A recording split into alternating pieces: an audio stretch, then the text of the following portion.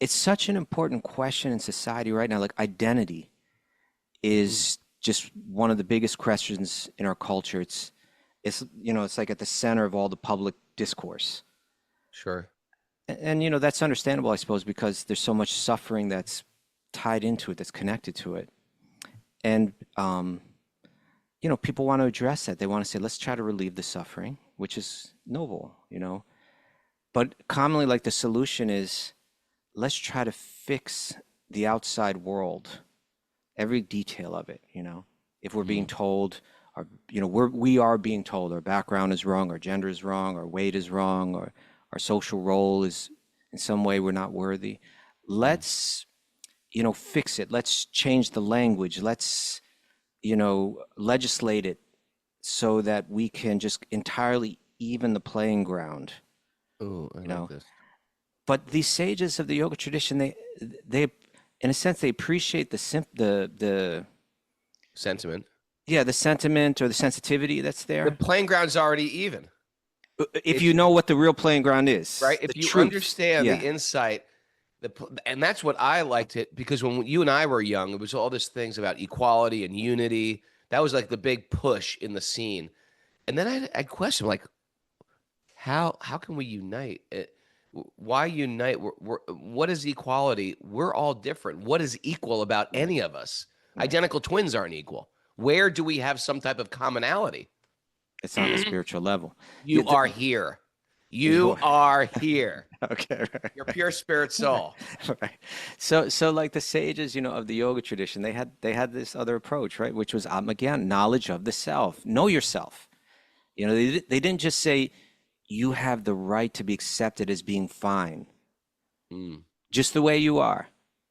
And I don't mean to mock that because again, I appreciate the sentiment, but they said mm, they were saying if you actually know who you are, you'll realize that you're fine. You know, you're not who you think you are. You're not who they're telling you you are. You're mm, not your body. You're not your mm, gender, your race, your nationality. You're the soul. You're eternal. As you're saying, you're sacred. You're untouched by any of these categories. And someone will respond by saying, but shouldn't we work towards making the world a kinder place? Yes, we yeah. should. But what's the most effective way to do that? You know, the most genuine kindness doesn't mean like, well, let's all learn to tiptoe around our temporary identity, our temporary identities that we're embracing. Sure. The real, true, lasting kindness, it comes from seeing through all that and honoring the soul, as you're saying, as sacred in everyone. That's where the true compassion is. And it's all there in Atmajnana and knowledge of the self. Om Namo Bhagavate Vasudevaya. Om Namo Bhagavate Vasudevaya. Om Namo Bhagavate Vasudevaya.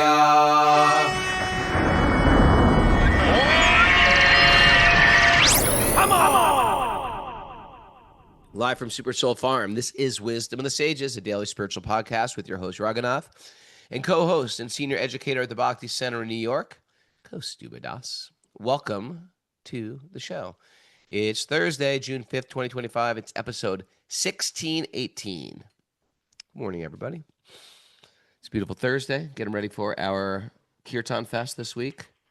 When we say fest, it's not that big because we can only people legally at the property. So we can have like 75 people, but looking forward to it. Good morning, Kaustubha. How are you? I'm doing good, Raghunath. I'm wondering if Mara needs to shut down the Oh, the videos. videos because there's a little breakup there. If you're new live, sometimes we have to shut down the video. We have weak internet here today. Yeah, we do. Otherwise, I'm doing good, Raghunath. I'm doing good. You doing good? Yeah. Are you getting some time with Radha Swami? He spoke. I will. Yeah, but he spoke, publicly the other night. He'll be at Thursday night kirtan tonight. Anyone in the New York area, that'll be something to come for. Mm. We do this panel discussion. If you want to attend this thing, I don't. it's from, I think it's from 4 till 5 or 4:30 to 5:30. Are you sending me a personal invite? Or are you saying in general, I'm saying everybody can listen anybody to out us? there Oh, okay. I that thought you- wants to do it, they got to register for it. I don't even know where to register for it. Write to me somehow. Reach out to me on Instagram or something, and I'll get you on the list. Okay. That's a panel discussion with Raghunath Swami, Gauranga Prabhu, myself, and the CGI, the Consulate General of India, discussing about like the the relevance of the great knowledge coming out of India, for the modern world today. Ooh.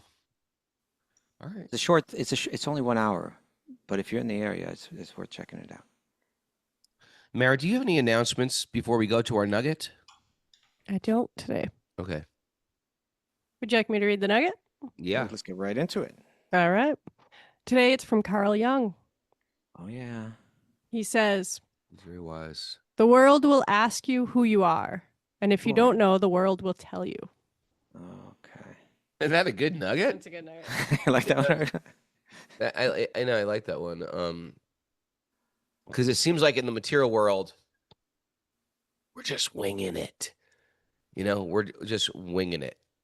That's why I like in bhakti. Kaustubha, ever see those maps where you have like a map of a town and you walk into some new town you've never been to, and you walk into the town and there's a map. Yeah. What's the most important thing on that map? You are here. Yes, you are here. And in bhakti, we come right out of the gate saying, you are here. This is Yeah. what you are. You like that Right. analogy? Yeah. No, you got to know where you are on the You map. gotta where exactly are you within this world? You're in a temporary world. You're a pure spirit soul. You're meant to reconnect with God. Most of us are just like winging it through the material world. We're going around, we're picking up labels, we're picking up temporary labels, we're wearing different costumes, we're trying on other costumes. The whole time we're told we're trying to create an identity or a personality, but they're not. And deep down, we know they are costumes. We know we're dressing up for something.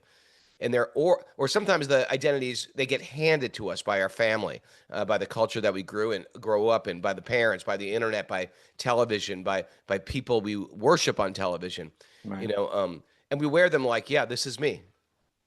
And the question we pose is it you? Is it actually you? And the world's always asking, well, who are you? Who are you? What do you do? Mm-hmm. What's your worth? What's your worth in this world? What do you do in this world? And if you haven't taken time to actually look really deep at this question, it's all just too easy to say, well, I guess I'm this, or I guess I'm that. And, and oftentimes it comes into like a career, like, well, I'm a businessman, or I'm an investor, I'm a real estate guy. Or sometimes we even feel guilty to say things, well, I'm just a mother, things like that. But what we really are, this is the question we push. Everything else is a temporary thing that we're in. And there's something very powerful, something very liberating about realizing I'm not the reflection. I'm not the label. I'm not the costume. I'm something way more sacred than that. Hmm. And that's the sacred. I have a sacred identity. It's already there. It just needs to be uncovered. It's not the adding of the costumes. It's the stripping away of the layers of costumes. Nice. Rabbi. Yeah. You say sacred. I'm totally with you there. And I think beyond that, also like stable. It's not we're not vulnerable in ways that we feel we are. Because Carl Jung, he's right here. He's saying the world will ask you who you are. What do you do for a living? Or it places like expectations on you based on your bodily identification. Act like a man, or fit in this way. Or in relationships. Are you a worthy partner in this, relationship, or in so many different ways, in all the systems, in the schools, in the work, and in so many ways, it's like, who are you, and are you embodying this identity in a satisfactory way? And he's saying, if we don't really know exactly who we are, society's going to come along and it's going to say, you're this class, you're this race, you're this gender, you're this nationality, or like you're saying, you're a failure. You're insufficient, you're overweight, you're, the wrong this or the wrong that. and we feel vulnerable. And it's such an important question in society right now. Like identity is just one of the biggest questions in our culture. It's it's like at the center of all the public discourse. Sure. And that's understandable, I suppose, because there's so much suffering that's tied into it, that's connected to it. And people want to address that. They want to say, let's try to relieve the suffering, which is noble. But commonly, like the solution is, let's try to fix the outside world, every detail of it. If we're being told, or we are being told our background is wrong, our gender is wrong, our weight is wrong, or our social role is in some way we're not worthy. Let's fix it. Let's change the language. Let's legislate it so that we can just entirely even the playing ground. Oh, I love this. But these sages of the yoga tradition, they in a sense, they appreciate the Sentiment. the sentiment or the sensitivity that's The there. playing ground's already even, If you know what the real playing ground is, right? the If you truth. understand Yeah. the insight, and that's what I liked it, because when you and I were young, it was all these things about equality and unity. That was like the big push in the scene. And then I questioned, like, how can we unite? Why unite? What is equality? We're all different. What is equal about any of us? Identical twins aren't equal. Where do we have some type of commonality? It's on the spiritual level. You Yeah, are here. You are here. Okay, right. You're pure spirit soul. Right. So like the sages, of the yoga tradition, they had this other approach, right? Which was again, knowledge of the self. Know yourself. They didn't just say you have the right to be accepted as being fine, just the way you are. And I don't mean to mock that, because I appreciate the sentiment, but they said they were saying if you actually know who you are, you'll realize that you're fine. You're not who you think you are. You're not who they're telling you are. You're not your body. You're not your gender, your race, your nationality. You're the soul. You're eternal. As you're saying, you're sacred. You're untouched by any of these categories. And someone will respond by saying, but shouldn't we work towards making the world a kinder place? Yes, we should. But what's the most effective way to do that? The most genuine kindness doesn't mean like, let's all learn to tiptoe around our temporary identity, our temporary identities that we're embracing. Sure. The real, true, lasting kindness, it comes from seeing through all that and honoring the soul, as you're saying, as sacred in everyone. That's where the true compassion is. And it's all there in Atmajnana and knowledge of the self. We were hearing this incredible verse yesterday, the verse that we ended with yesterday, where this analogy was given that was saying, like, just like the luminaries in the sky, the sun or the moon or the stars, when they're reflected on liquid, and if that liquid is being agitated by the wind, like say it's being reflected on a river, and let's say the moon's reflected on the river and the wind is agitating the river, then it appears, if you're looking at the reflection, it appears, oh, the moon is agitated. But the moon's not agitated at all. The moon is perfectly fine. Right. It's just this false reflection of the moon that's appears to be shifting, that appears to be unstable. And these yogis, they're so smart how they understood all this, that they're saying, we identify with the mind. We are stable. We are spirit. It doesn't even matter if you chop our body into a million pieces. The soul is untouched. What to speak of psychological, any kind of psychological violence or so on, microaggressions, macroaggressions. We are. Forget microaggressions. I'm thinking about like the Russian devotees who were put in prison and sent to labor camps. And they're just like, and all they have to do is really just say, I renounce this philosophy. I renounce this religion. And they're like, no, this is what I actually am. Don't you understand? This is the benefit. This will benefit all of society. I am not Russian. I'm not of a political party. I'm a pure spirit soul. And they keep hammering this point. I'm a pure spirit soul. Right. And why are you trying to have me identify as something that I'm not, something temporary? Don't you see this is the philosophy that will tie all these truths together and connect us with everybody. We will have no enemies. There you go.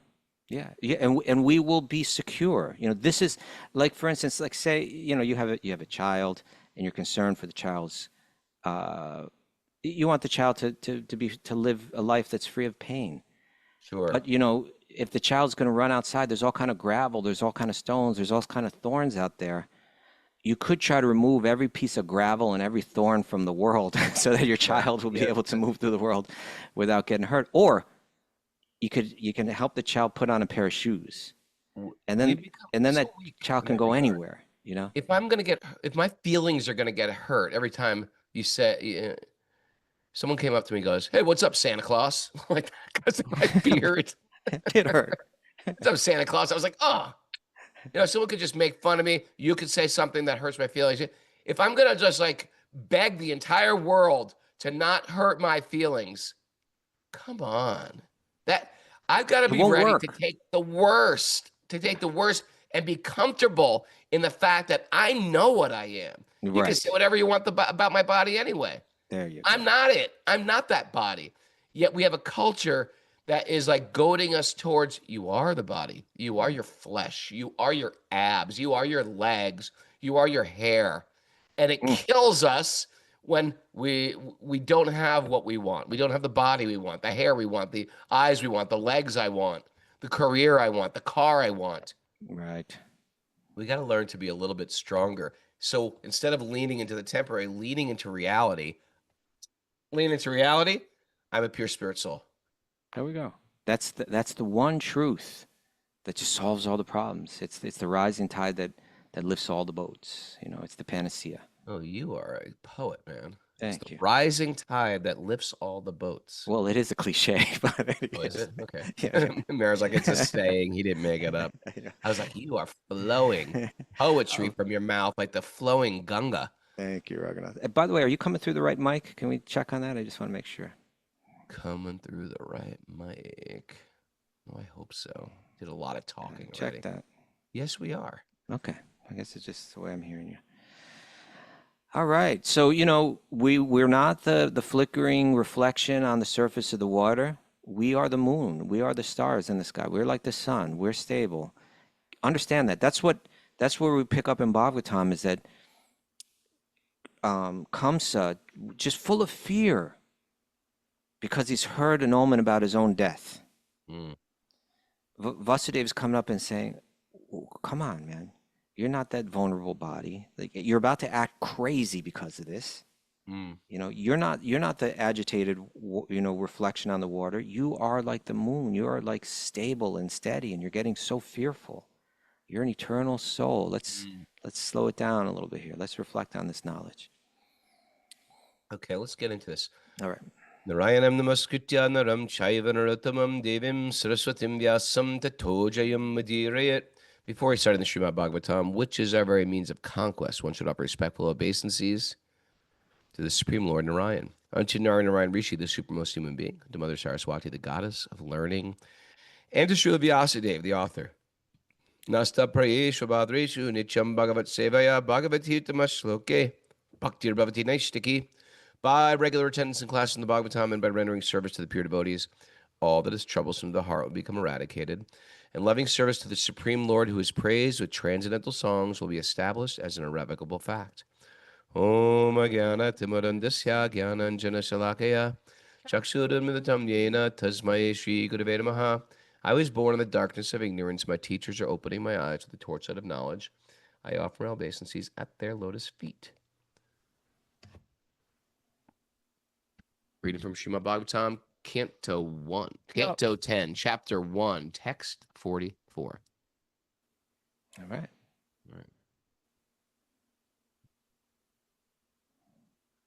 Hit it. Therefore, since envious, impious activities cause a body in which one suffers in the next life, why should one act impiously? Considering one's welfare, one should not envy anyone. For an envious person must always fear harm from his enemies, either in this life or in the next. Okay. Interesting. You carry that envy into your next life. yeah, that hatred, therefore, since envious, impious activities cause the body in which. So he's saying you're a soul. You're just moving through different bodies. Death isn't the problem. The problem is if you act in such a way where you bring yourself further suffering. That's the real problem. And so you're about to kill your sister because you're afraid that her eighth child is going to kill you. Chill out. Realize who you are. Don't commit some heinous activity that will really bring you far more suffering than dying somewhere down the road. Oftentimes, you don't even have to seek karma from some, otherworldly, transcendent next life. Oftentimes, we see the karma in this life. Oh yeah. You live by the sword, you die by the sword, you get it back. People who are just miserable people, they get dealt a miserable blow repeatedly. Happens. But when it doesn't happen, we should just lean into the fact that, they're going to get theirs in their next life. It happened to Kamsa. How about it comes in, well, in this life, Yeah. right? Yeah. As your younger sister, this poor girl, Devaki, is like your own daughter Come on. and deserves to be affectionately maintained. That's right. You are merciful, and therefore you should not kill her. You like that? He threw that label on him. Yeah. You are merciful. Oh, I am. Yeah. Help him. You Help are him live merciful, up and to it. therefore you should not kill her. Indeed, she deserves your affection. It's amazing if you tell a person what they are. Sometimes they're like, "Oh, maybe I am that." Maybe if the world, sometimes the world tells you what you are in a way that can be helpful. He's not so merciful. He does imprison his father Yeah. and Devaki and her husband. Yeah. Kills a lot of babies. Kills a lot of babies. Spoiler alert. This is like truthfully, this little episode is like a horror movie. Yeah. It's like if you actually take a step back, he's doing what? He's killing all the babies? Yeah. Sukadeva Goswami continued, O best of the Kuru dynasty, Kamsa was fiercely cruel and was actually a follower of the Rakshasas. See? Rakshasas are like demonic beings, like gorks, perhaps. Orcs. What's an orc? Cannibals. Orcs are cannibals? They're actually... No, I'm saying that Rakshasas are. Oh, they cannibals. They eat humans. Yeah. Let's put it Well, that way. orcs may also. Can you look up an orc, please? I never heard of an orc. I didn't either, but Bunky's walking around the house with this gruesome demon shirt. I was like, dude, what are you doing? You can't. You know the rule in my Catholic house, no devils in the house. He goes, yeah, Catholic, no devils in the house. When Vasudeva saw that Kamsa was determined to kill his sister, Devaki, he thought to himself very deeply, considering the imminent danger of death. He thought of another plan to stop Kamsa. All right, so that didn't work. You want some orc information, or I we wouldn't passed mind. it now? I wouldn't mind. Orc? How do you An spell orc. that? ORC. Orc. I It's know a fictional- Mork from Orc. That's all I know also. So when he's coming up with this orc, Orkin. It's a fictional race of humanoid monsters created by Tolkien for his Middle Earth books. They're Oh. brutish, aggressive, and malevolent, serving as the primary soldiers for the Dark Lords. Is Appearance the and Dark Lord traits. named Orson? Orcs are human-shaped and can see over long distances. I got Raghunath me there. and Kaustubha are so old because we're going right to Robin Williams' first Mork calling Orson. debut. Come in, Orson. Mork and Mindy. Oh, look at Mara. She knows something old. Isn't that adorable? She's like, Mork and Mindy? Orcs have a harsh, growling voice and are unable to tolerate light. Mm. They're efficient, relentless, and can pursue enemies for miles without You tiring. hear that? Take that shirt off. Sukadeva Goswami continued, O best of the Kuru dynasty, Kamsa was fiercely cruel and was actually, oh my God, read that? 47. When, Yes. You okay? yep. Okay, 48. As long as he has intelligence and bodily strength, an intelligent person must try to avoid death. This is the duty of every embodied person. But if death cannot be avoided in spite of one's endeavors, a person facing death commits no offense. Okay. So you're going to try to save her life. Vasudeva considered, by delivering all my sons to Kamsa, who is death personified, I shall save the life of Devaki. Perhaps Kamsa will die before my sons take birth. Or, since he is already destined to die at the hands of my sons, one of my sons may kill him. For the time being, let me promise to hand over my sons so that Kamsa will give this immediate threat, will give up this immediate threat. And if in due course of time Kamsa dies, I shall have nothing to fear. Okay. So, he's running out of excuses because Kamsa is set, dead Running out of against options. having Devaki live. So he's like, all right, here's the deal. Every time a baby's born, I give the baby to you. What do you say about that? Yeah. So yeah, the voice. What's oracle?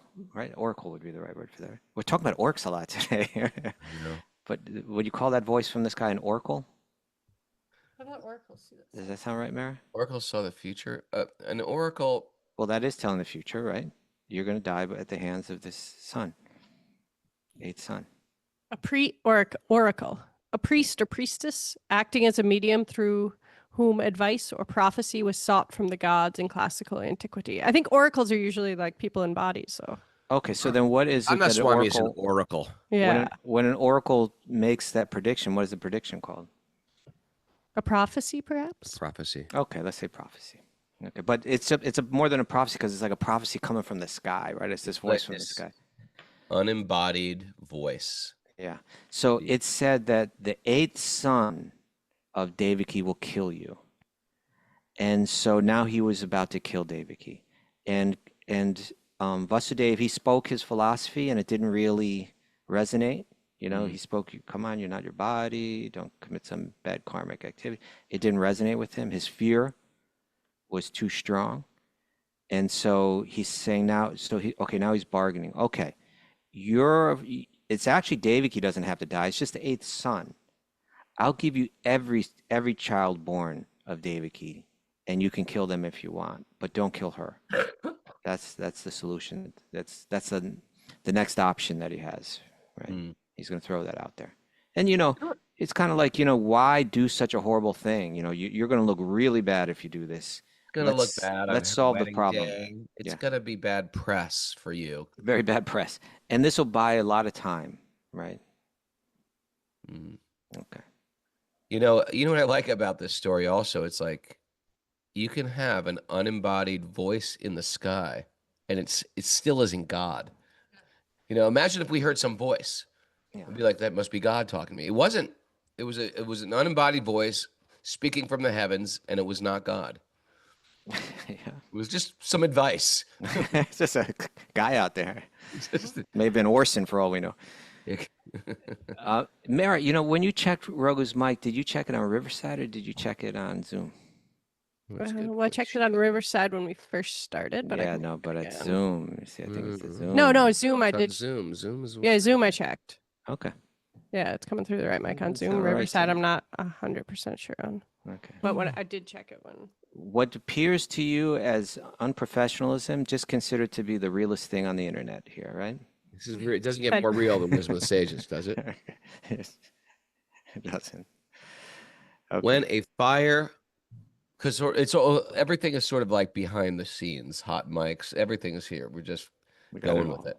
But not behind the scenes. Well, here's the deal. It's like we do a daily podcast. We don't have time to edit this down, make us sound perfect. I tell people we do a daily podcast, they're like, what? It's the type of like response we get. Yeah. All right. Text 51. Text 51. When a fire, for some unseen reason, leaps over one piece of wood and sets fire to the next, the reason is destiny. See that sometimes in like forest fires. It jumps. Yeah. Fires can jump, right? Or it'll jump over one house and burn down another house. Isn't that crazy? Yeah. And so what's the answer to that?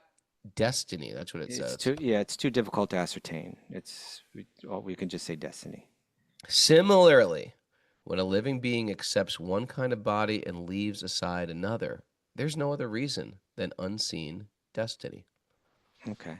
So he's saying, the power of karma is difficult to ascertain.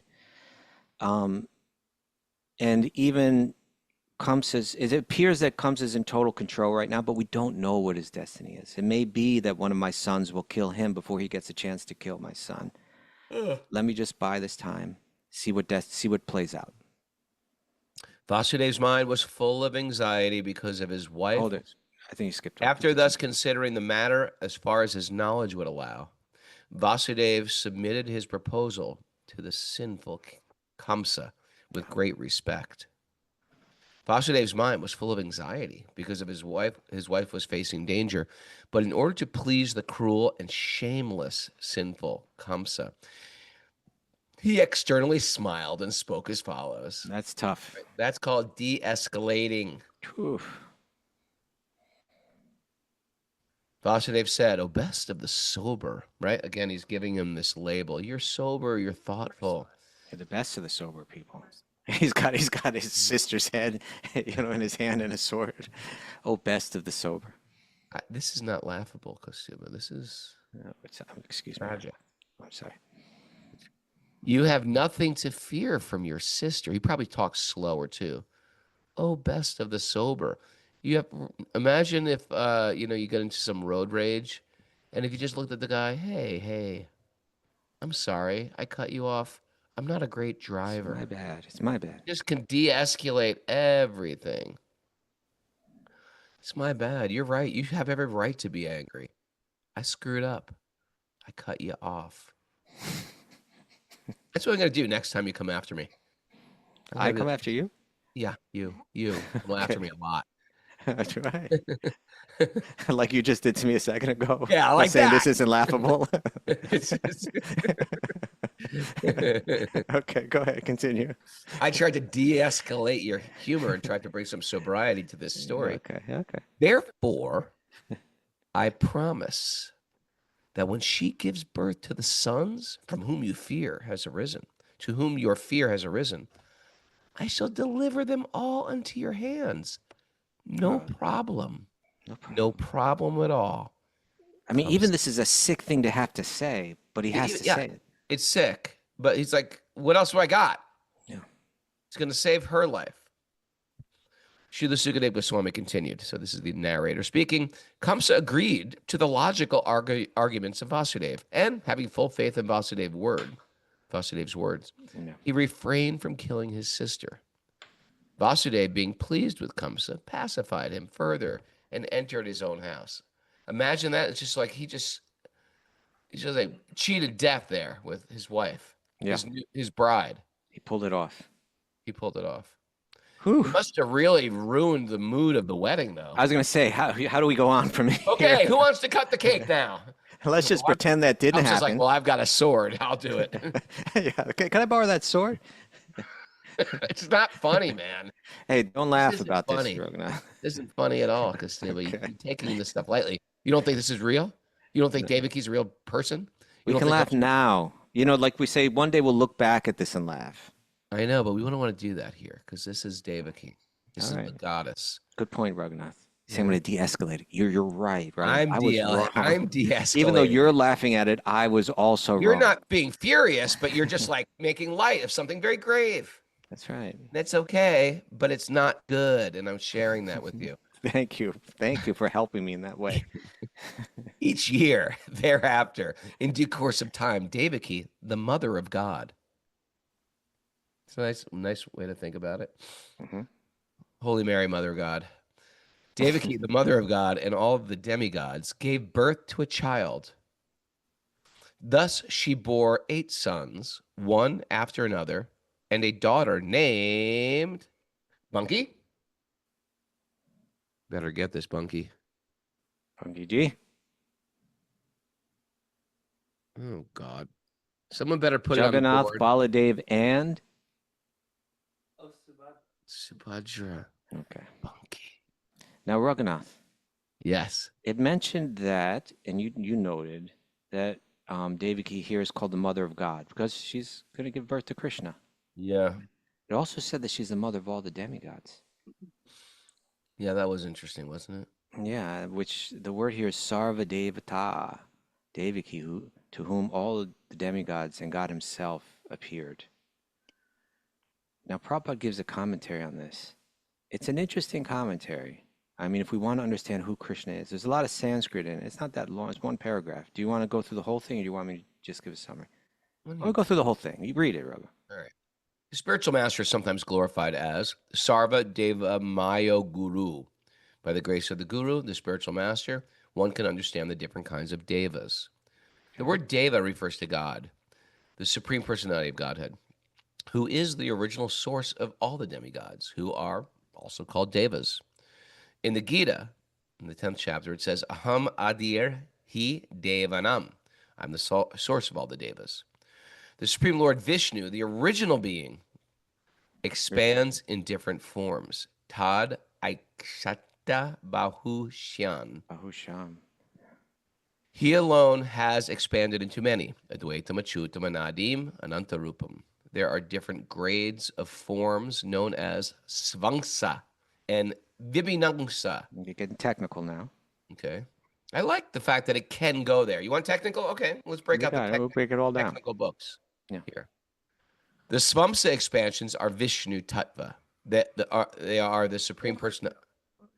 The Svamsa expansions or Vishnu Tattva are the supreme personality of Godhead, whereas the Vibhinamsa are the Jiva Tattva, who are part and parcel of the Lord. Okay, so he's saying Krishna expands in many ways. Sometimes Sphangsa, which means these avatars or these incarnations of him, right? An expansion of it's him. It's actually in another him in form. a different Yeah, costume, so to speak. in a sense, yeah. And then there's the Vibhinangsa, which are like us. We are his energy. We're made of him, but we have our own individual exist. We're not in the same category. We're limited, whereas he's unlimited, and we have our own individuality. This is your Sanskrit goodies for the day. What do we used to call Sphangsa and Vibhinangsa. Sanskrit glossary goodies? Svangsa, which is not different than Vishnu. Sva means self, right? Sva, Oh, yeah. Sphangsa. Angsa means like a Part. a limb, a part. Sva Angsa, a part of himself. And Vibhi Namsa. I can't help with that one. I should know. Vibhinangsa. Vibhi. Vibhi. Vibhi, Yeah, Vibhi. it's slipping my mind. Okay. Vibhinangsa. It's a different kind of part. A different part. And it's only like a speck of it, like a Maybe soul. maybe Like someone. a blade of grass or like Lord Brahma. Nityananda, help us with that. Look that up. Vibhi. Vibhi Svangsa. Vibhinangsa. Vibhinangsa.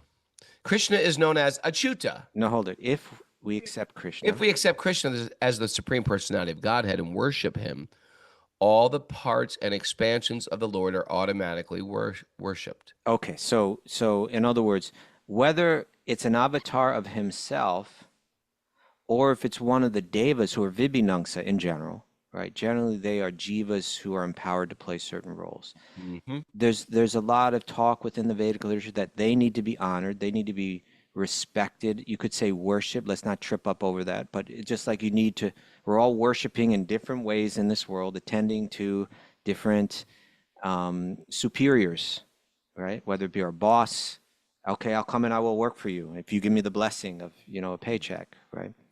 So the devas need to be worshipped in that sense. But here it's saying, if you worship Krishna, you worship them all. Because in one sense, they're all parts of him, whether they're Sphangsa or Vibhinangsa. There's not one living being in this world that's not a part of Krishna. So if you worship Krishna, you worship them all.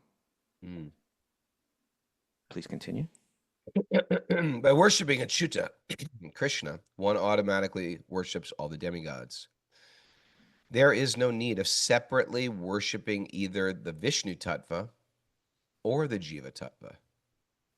Right? Some people say, well, why don't you chant more different mantras when you guys have kirtans? You know what I mean? Yeah. That's like saying, I'm standing in the rain, I'm soaking wet.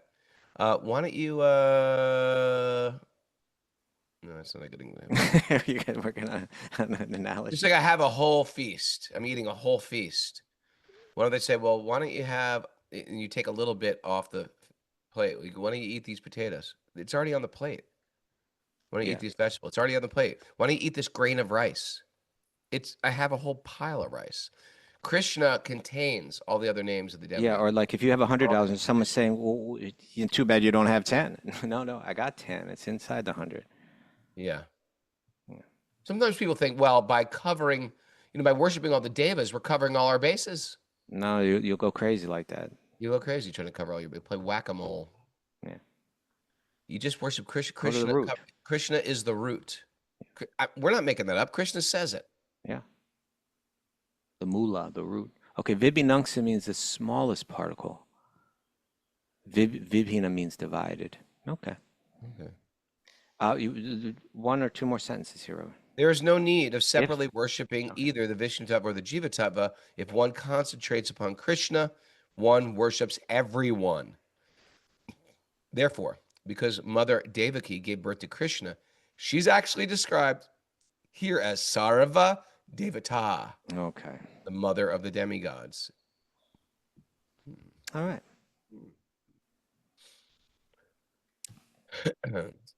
Text 57.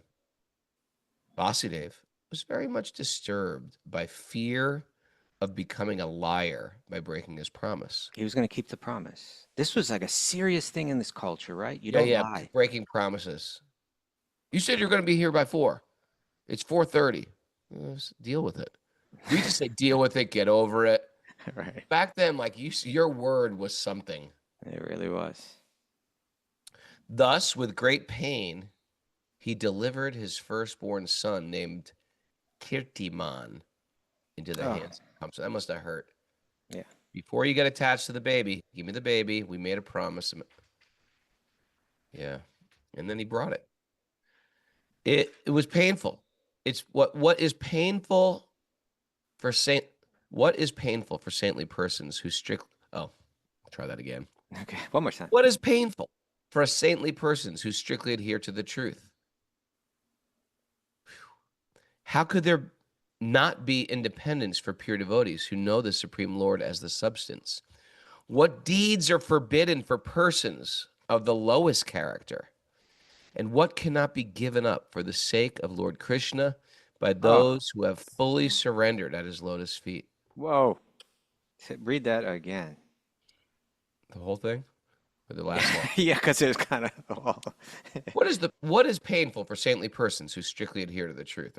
There's wisdom in each one of these, but it's all building up. It's all to frame the final one. Right? That's like Vasudeva. Like he's going to give his baby to this guy who's going to kill the baby. But what's painful? This also relates to what we were talking about earlier. In other words, if I know the truth and I strictly adhere to it, I know I'm not this body. You know, what's painful for me? You can call me this, you can call me that, you can categorize me in this way, or, you know, not recognize my identity or this or that. It doesn't matter to me because I strictly adhere to the truth. I'm connected to the truth. I understand who I am. So what could be painful for that person? What deeds are forbidden for persons of the lowest character? Hold it, you skipped one. They have no govern. You skipped one. How could there not be? How could there not be independence for pure devotees who know the Supreme Lord as their substance? Right. When we haven't recognized our dependence on Krishna, then we're dependent on others, right? And they got all kind of unreasonable demands and so on. But when you recognize that I'm not dependent on any of these other people, in the end, I'm only dependent on, you're free. You know, you're free at that point. What deeds are forbidden for persons of the lowest character? They will do dirty stuff. Do anything. Dirty deeds. Done. Dirt cheap. They'll do them dirt cheap. This isn't funny, Raghunath. Don't laugh about this. Well, that song is funny. No, people Funny doing song. dirty things, horrible things, doing them dirt cheap is not a laughing matter. I never. Okay. And finally, They should charge more. that just shows how dirty they are. They actually like doing them. They're done dirt cheap. And what cannot be given up for the sake of Lord Krishna by those who have fully surrendered at his lotus feet? What cannot be given up for the sake of Lord Krishna? there's nothing that is so valuable, right, as my connection to Krishna. I'm willing to give up anything for it, right? That's the pure devotee.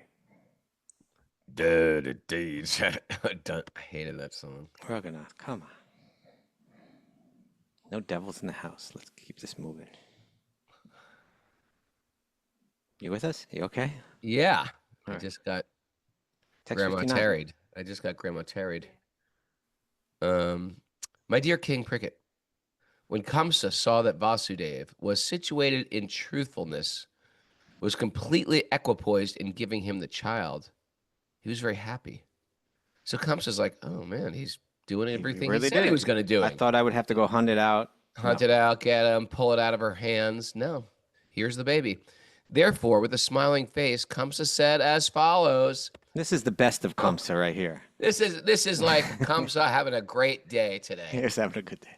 This is like, Vasudeva, you may take the child and go home. I have no fear of your first child. It is the 8th child of you and Devaki I'm concerned with, because that is the child by whom I am destined to be killed. Take this little one. Go on your way. Enjoy the market, the town, the morning. Just adding in what else Kamsa embellishing it a little bit. Embellishing a little bit. Okay. So it's so far his strategy is paying off, right?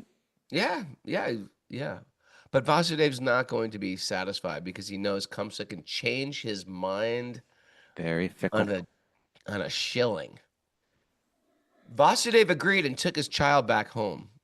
But because Kamsa had character and no self-control, Vasudeva knew that he could not rely on Kamsa's word. Evil Kamsa. Oh, he's going to play out later on. We're going to see. I wonder what they used for coins back then. Henry, you know things like this. Henry, Gold. find out the original currency. I know, but not everything is worth gold. You know, there's got to be lesser metals. Well, they had seashells. They had different things they would use. That's why I'm asking Henry, because you don't know. I've just told Not you. that I don't like you. I love I you. just told you one thing. You don't know seashells? Yes. Henry, please find out and let us know, please, the original currencies of India. Why don't you trust me? Because you're completely speculatory. I'm not. I'm taking that from Chaitanya Charitamrita. It's all in there. I don't just make things up, Raghunath, like that. Sometimes. Okay. Vasudeva agreed and took the child back home, but because Kamsa had no character and no self-control, Vasudeva knew that he could not rely on Kamsa's words. Okay. Yeah, it's hard to trust Kamsa. He's fickle. Now a whole new thing is going to open up here in the Bhagavatam. It's going to start to get real sweet. Yeah. The inhabitants of Vrindavan. Whoa. These are the people we really want to know about. These are the people that have the deepest understanding and experience of yoga. These are the people that love Krishna with a type of intimacy that's just unparalleled. The inhabitants of Vrindavan, headed by Nanda Maharaj. Oh, Nanda Maharaj, Krishna's father, his foster father, right? But his father.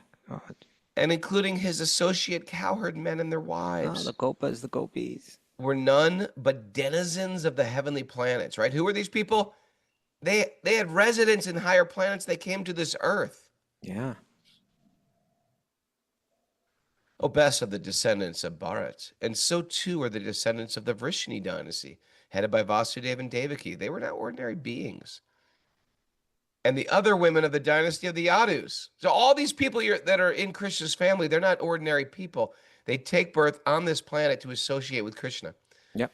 The friends, relatives, and well-wishers of both Nanda Maharaj and Vasudeva, and even those who externally appeared to be followers of Kamsa, were actually demigods. We read about that earlier in the chapter. Imagine that if you were a demigod. Okay, Kaustubha, get back down to earth. You're going to be one of the friends of Kamsa. You're like, no! Not gonna- Come on. Let Come me be on. a cowherd boy. Sorry, Kamsa needs some people too. Well, what are you doing? What am I doing today? You're gonna attack Krishna, try to torture him, try to assist Kamsa in stealing babies. That was the Kruras. They didn't become the demons, right? Well, no. He said, it just said.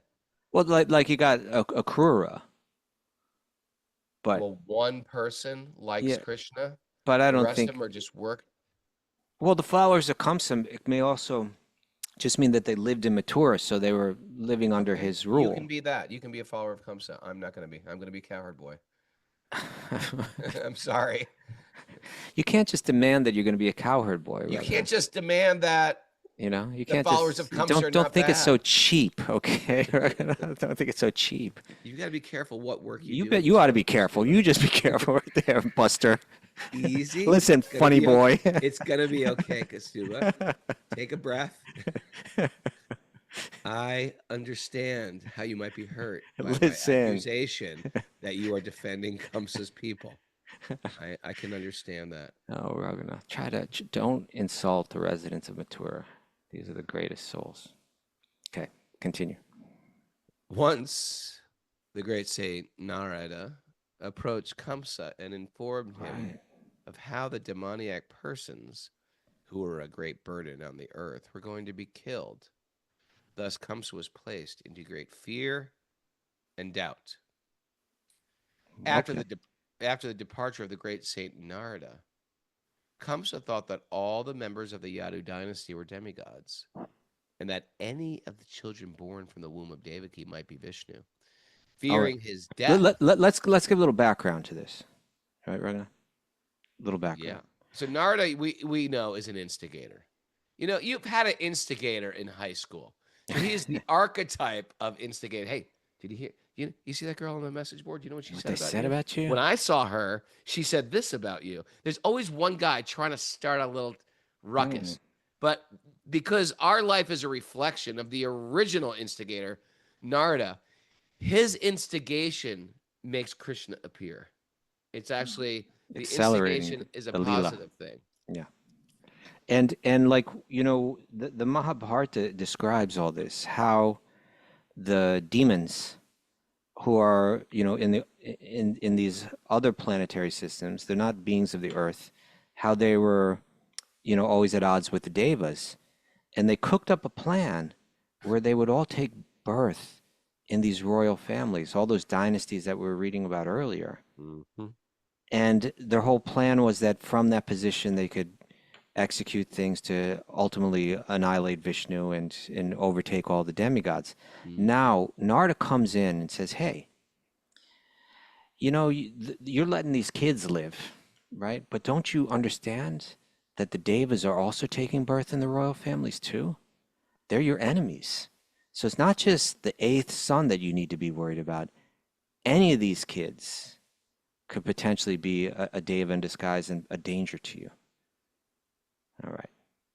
They use the analogy in the Krishna book, which probably comes from one of the acharyas. Like if there's 8 kids sitting in a circle, depending on where you start counting, any one of them could be the 8th. Okay. Hmm? Oh, tricky. All right. Tricky. And Lord Vishnu is tricky. Yes. So immediately he starts getting worried, fearing his death. Kamsa arrested Vasudeva and Devaki and chained them with iron shackles. So I think there was a few children that he did. Maybe was it one or many that he didn't kill at first? Well, we heard about one. Yeah, and then he just started killing them all. Tomorrow we'll Sus- get into that. Yeah, suspecting each of the children to be Vishnu, Kamsa killed them one after another because of the prophecy that Vishnu would kill him. Okay. We're out of time, Raghu. That was, he was, what he was listening to at the time. Don't make a joking matter of this, Raghunath. Don't Metallica kill them all. Raghunath. No, Oh. no. That was in poor taste. Please. Even the guy with the devil shirt saying it was in poor taste. All right. You ready for some takeaways? Please, Mara. Please. Don't let the world tell you your identity.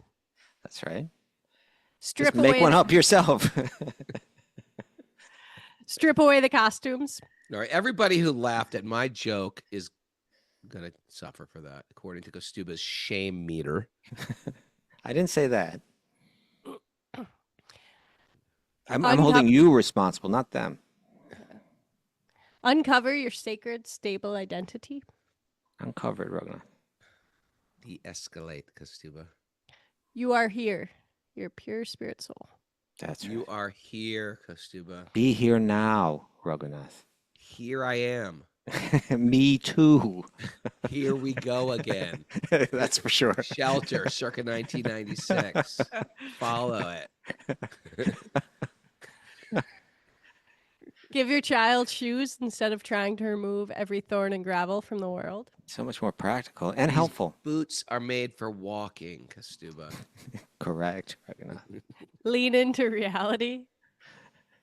Okay. Okay. That's good Vasudeva advice. Vasudeva is the original de-escalator. All right. Careful on the escalator.